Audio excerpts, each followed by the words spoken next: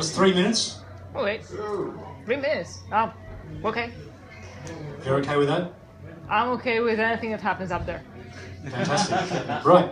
So get all the warmth you have in your bodies and like put it into your head and your hands and make that all happen in the clapping and the cheering way. Will you give it up now, please, for Rita?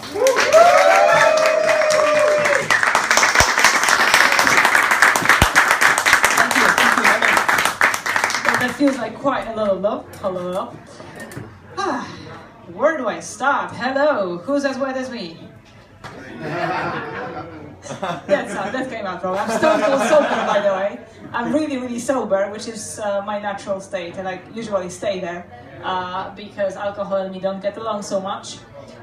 Which is funny because I'm Polish, and everybody does find it very funny. Somehow, I make a very bad Polish girl, which is why I don't live there. Doesn't work. When this walks down a street in Poland, things happen, okay? It's an interesting place to be. I go twice a year, you know, around Christmas and Easter, not on Christmas or on Easter because that's too fucking expensive, but around, you know, I get photographed without my consent, I get pointed at, I get stared at, I get, you know, there's a lot of people who think that they are much quieter than they really are talking about me on the bus, assuming that I don't speak Polish, which is the other thing. So yeah, it's kind of not the place for me, and so I don't live there. I live in London, which shows up by the fact that I buy tighter and tighter jeans. Occasionally I eat there as well. You know, it's that thing when your rent takes up half of your wages, and it's not a particularly high rent. I'm actually quite lucky in that respect. So yeah, London, beautiful city. Average commute 1 hour, anywhere to anywhere. So that's kind of just life. Whew. Running out of steam. How do I do this? Like, I can barely see you, which maybe is a blessing because I don't see you seeing me.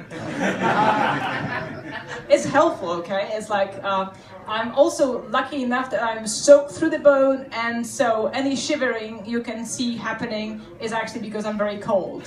So any nerves that might or might not have been going on, it's totally excused because I'm just really fucking drenched.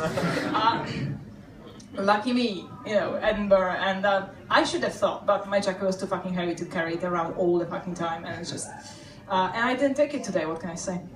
Tell us about your interest in gay porn. Oh, fuck off, that's my boyfriend.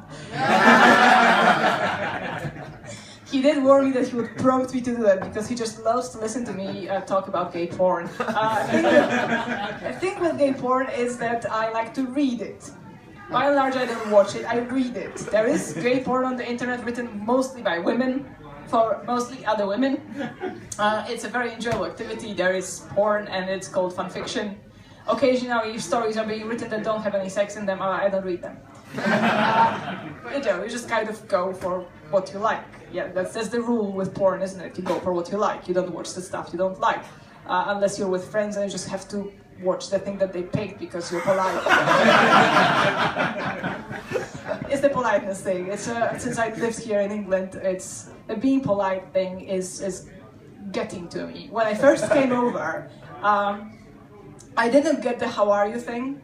I really didn't understand the how are you thing, like, because you guys say that thing, how are you, and then you just get on with your life. You don't actually stop and listen to a response. Or you just kind of expect me to say okay, or return the greeting. And my favorite one is the assumption one. The assumption one is, you're right, and that's it. That was inquiry after my well-being. You know, the assumption that I am all right, and because I'm all right, there is nothing more to see here. Let's move on.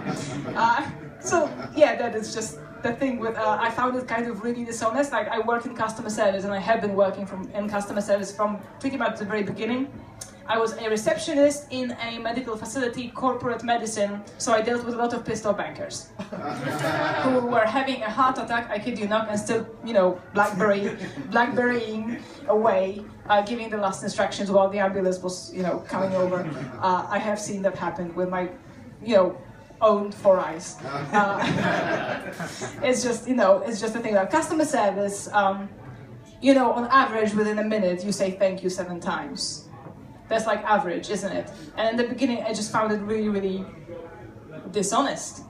Like how can you thank somebody 7 times in a minute? Well, now it's just hello. It's just a particular tone that you get.